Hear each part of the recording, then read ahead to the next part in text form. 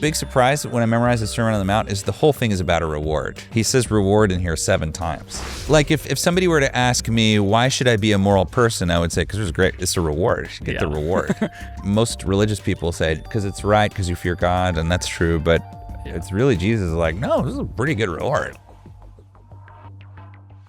Welcome back to the podcast. Today we're talking about living the Beatitudes and what that practically means. Bobby, how are you, sir? I'm good. The Beatitudes. Beatitudes. Here we go.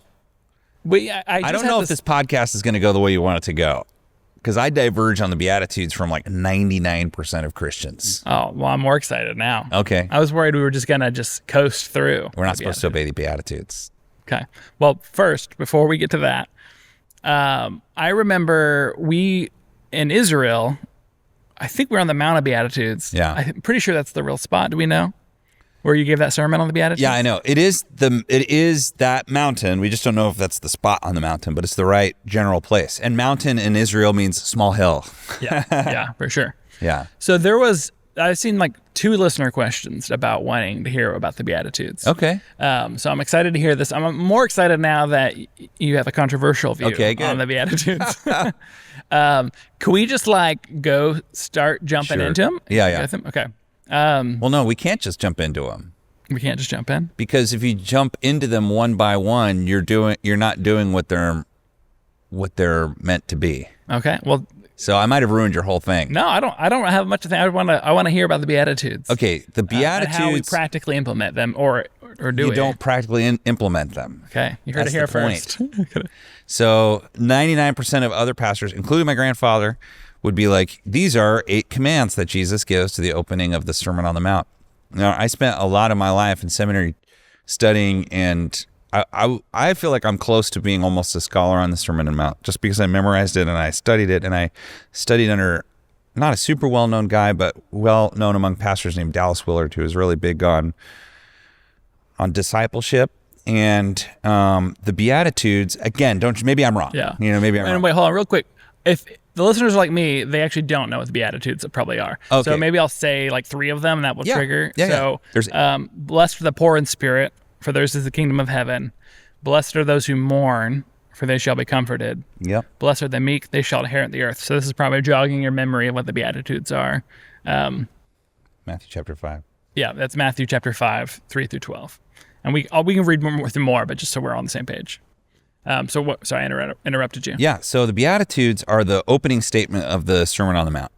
The Sermon on the Mount spans over 3 chapters where Jesus is talking about, basically it is his moral code. And that's why it's easy to understand that these are like this. Now, I could be wrong. I do think in some ways there is a promise that we can look at, but really it's not saying, people read this, number 1, be poor in spirit. Number 2, mourn. Number 3, be meek. Number 4, hunger and thirst for righteousness. That's not what Jesus is saying. These are 8 descriptions of people who are in a bad place in life. So poor in spirit is often taught as what does that mean? Poor in spirit means you're spiritually bankrupt. Blessed are the spiritually bankrupt. Another way so somebody who's poor in spirit would be an atheist, or somebody who's lost their faith, or somebody who is a faithful Christian, but they're in a dark night of the soul type moment. I feel like that's this is a big statement right here. Yeah. Because I don't think that was necessarily taught a lot on this. I think it was more absorbed, the general sense of you'll be blessed to be poor in spirit. And then I was like, well, what does poor in spirit mean? When you read it in the Greek, it's so clear. It's like saying in fact, I think a better translation would be, and not even just blessed, ironically, that word for blessed is makarios, which means happy or blessed. But blessed, we think of as, when we hear blessed, we think holy, right? Yeah. But blessed really means happy. And the only reason we don't like to use the word happy is because happy is often related to something that happens to you. Circumstance. In the Message, they wanted to translate it as lucky are the poor in spirit, which actually gets a little closer to that makarios word. So it's saying blessed are the poor in spirit. So that means those who are spiritually bankrupt. Yes. They've lost all spirit. They've lost their faith. The church has abandoned them. They don't know where to go. Number 2, blessed are those who mourn. That's self-explanatory. Somebody who's mourning. Wait, that's not self-explanatory to me. So mourning, but if you're mourning, lucky are those who mourn. Yes. So again, you're seeing a theme now. So blessed are the spiritually bankrupt. Yeah. Blessed are those who are in mourning, who are just weeping. They're in black. For they shall be comforted. Yeah. Think of somebody wearing black. Her husband has just died. It's something unfair. Blessed are the meek.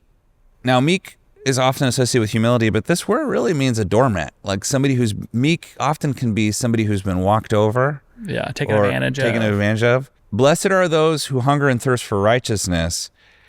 The word righteousness there is a choice because the Greek word for righteousness there can also be translated as justice. So let's read it that way. Now, because you're in a theme, so you as a translator, you have to, you want to look at the theme. So you've got spiritual bankruptcy, mourning, and being a doormat. Yeah, I sort of see lucky are those who negative situation. Lucky are those who are in a bad situation is basically what he's saying. Yeah. So lucky are those, like another one that would fit here would be blessed are the sick. Yeah. They will be healed. Yeah. Blessed are those who have lost everything.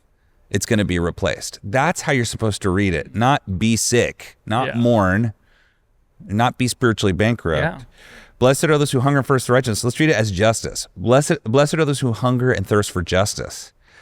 That's different, isn't it? Yeah. That's somebody whose daughter was murdered and the murder got away with it. There was an injustice. Yeah, not fair. The judge was, let's say, this happened a lot in those days. The judge was corrupt and he was friends with the murderer, and so he let him off the hook. Yeah. And he's going to kill somebody else again. And it goes on. Blessed are the merciful, pure in heart. Some of these, they look, but when you look at them closely, Jesus is making a proclamation. Actually, one place you can see it better is if you go to the Beatitudes in Luke, which Luke chapter 6. And give me some context of like, there's 2 versions of the Beatitudes in the Bible. Is this someone else's account of it? Yeah. So one is Luke's account and one is Matthew's account. So it's either that they heard the same thing and recorded 2 different things by memory. I tend to think that it's he being a rabbi over 3 years gave a lot of the same sermons over and over. Gotcha. So this is not the Sermon on the Mount. So this is him saying, blessed are you, but it's the same pattern. So in Luke chapter 6, verse 20, it's the same pattern. Blessed are you who are poor, yours is the kingdom of God. Notice how there he just says poor, not poor in spirit. Yeah. Blessed are you who hunger, for you will be satisfied.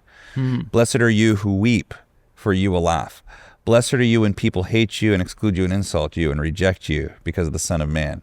And then he inverts it. So in the Luke version, he says, blessed are you who are rich, or woe to you who are rich, for you've already received your comfort. Woe to you who are hungry and are fed now. You're going to go hungry. And so it inverts it. So the whole proclamation on the Sermon on the Mount is to get you ready for what he's about to say. The sermons I've heard on the Sermon on the Mount are usually pretty good. And so I don't like to be outspoken about this because the way people talk about hungering and thirst for righteousness in a sermon is usually taught very well. So maybe it means both things, and maybe I'm wrong. But this is how we've understood it. And you see the very last one, which for whatever reason nobody includes as a beatitude, but the final blessed are you. It's blessed are you when people insult you and persecute you and falsely say all kinds of evil against you because of me. So they always remove the last one from the Beatitudes. So there you go. So that's my... yeah, that's interesting. So, but then what about okay, so it sounds like we need a translation on multiple words, like blessed are the peacemakers, for they shall be called. I think a better way to read this is not, here are 8 characteristics to take on, but here are 8 promises you can stand on. Yeah. So think of it that way. If you're poor in spirit, God, the whole kingdom is going to come to you now because the kingdom has come. So if you've run out, this is obviously through the lens of making Christ your Savior. Right? Totally. Yeah. So I think in the same way that we use promises in the Bible, and a lot of people that follow my ministry know a lot about the power of standing on the word as a promise. So I think a better way to use it is to say, blessed are the meek, for they will inherit the earth. I mean, that's a promise.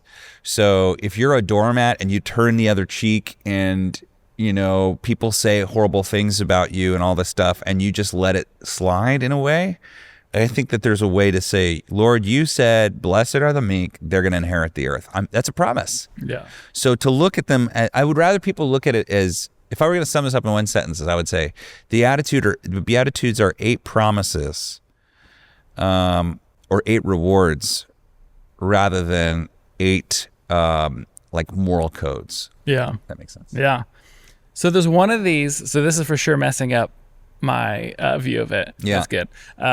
There's one of these that I use a lot, and it's blessed are those who mourn, for they shall be comforted.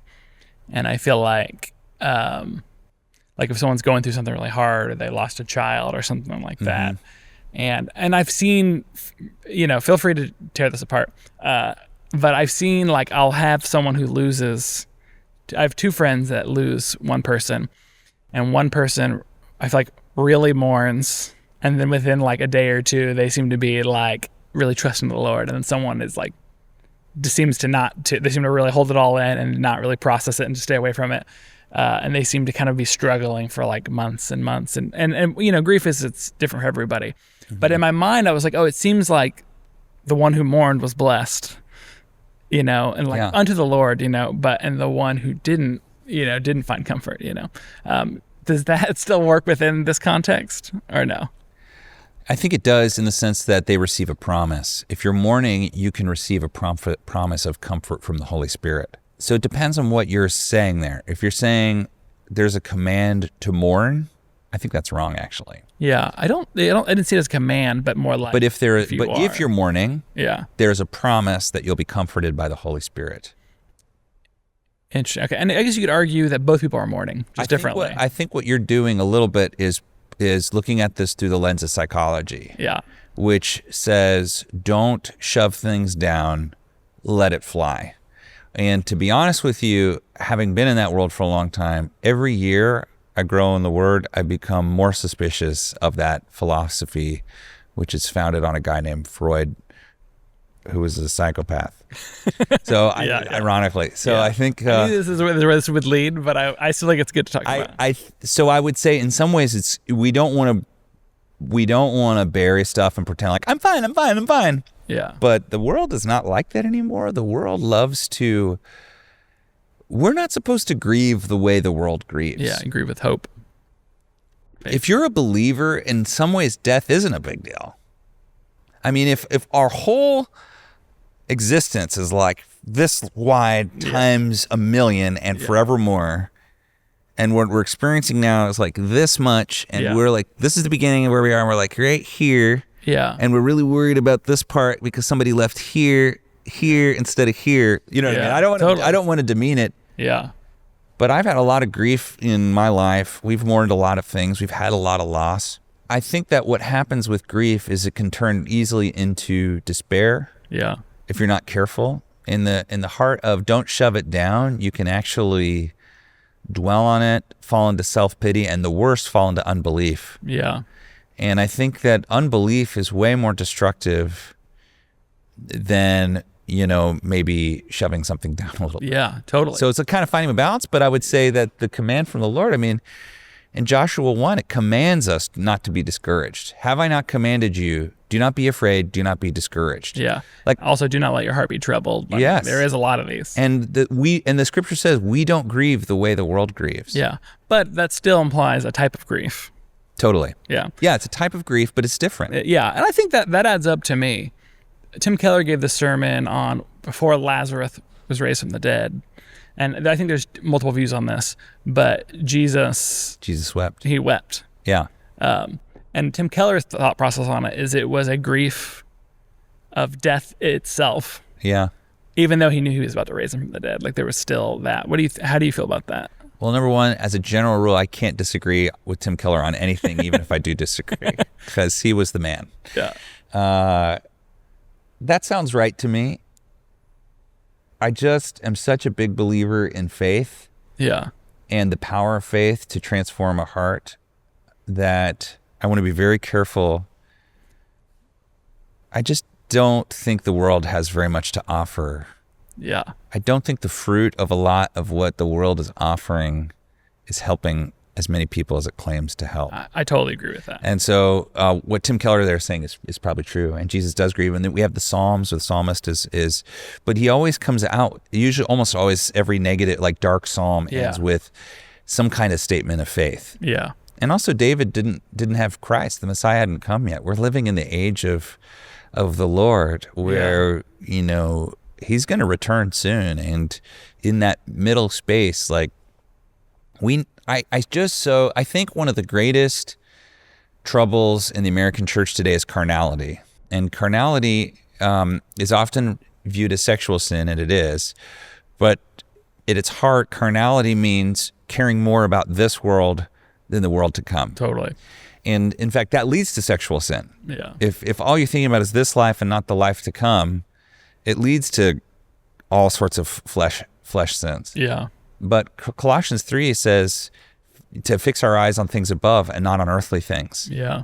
And so I think that if your eyes are fixed on things above, and let's say you lose a husband or wife or somebody you love, a typical response that I see from Christians is, I can't wait to go home and see them again. So the grief is more, they're sad that they lost, but I often see people full of faith, they almost like, this sounds super dark, but they almost kind of welcome death a little bit even more, because now they've got another family member they're looking forward to seeing. I don't know if that makes sense. Yeah. So I just want to be careful about being like putting meaning on death or any other kind of loss of mourning. Yeah.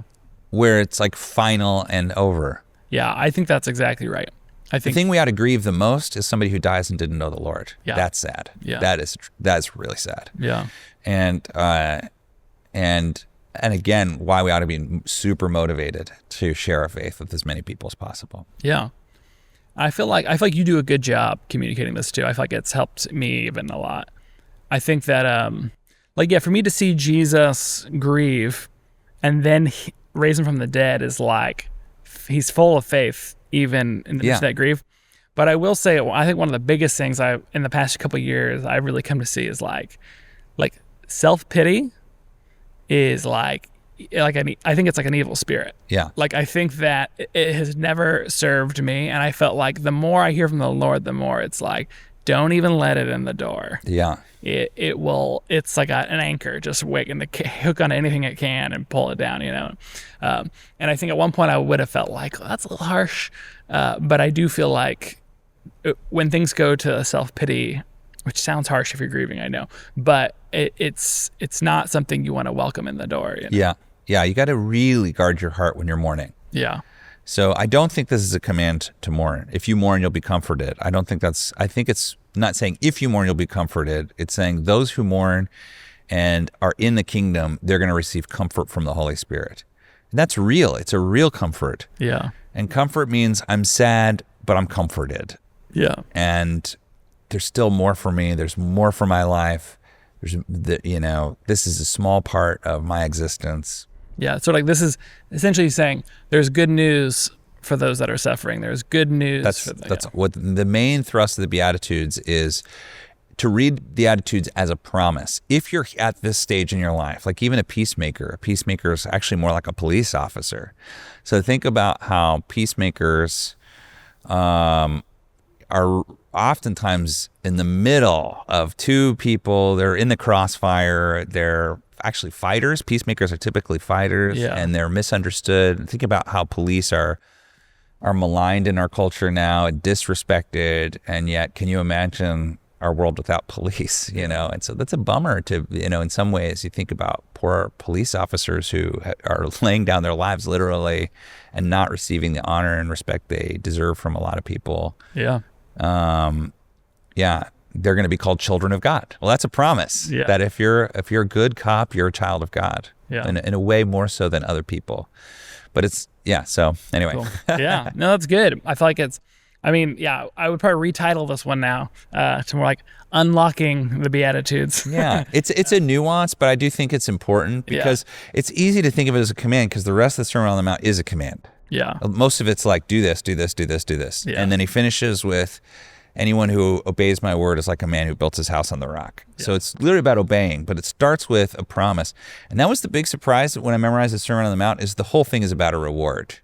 Yeah. Like, get your reward, get your eternal reward, your heavenly reward. Yeah. He says reward in here 7 times. What reward will you get? He says that 7 times. Yeah. I feel like that's for sure downplayed. Yeah. I mean, I don't want to bash anybody, but I feel like just in general, I don't hear it like that. Like if somebody were to ask me, why should I be a moral person? I would say, because it's a reward. You get the reward. Yeah. And most religious people say, because it's right, because you fear God, and that's true. But it's really Jesus is like, no, this is a pretty good reward. Like, this is pretty good. You know? Yeah. So it's good. Well, awesome. This has been great. Thanks, man. Thank you. If you have any questions, or I'd love to hear more thoughts on this, so feel free to put them in the comments about the Beatitudes. And And if you want to know more, I would just add to that you can read more about this perspective from Dallas Willard. You can probably find it online, like an essay and things, or you can ask me too. I can talk just more Google about Dallas Willard Beatitudes. Yeah, it might not be totally clear to everybody, but Awesome. All right, thanks guys, and have a good week. Thank you so much for watching the podcast.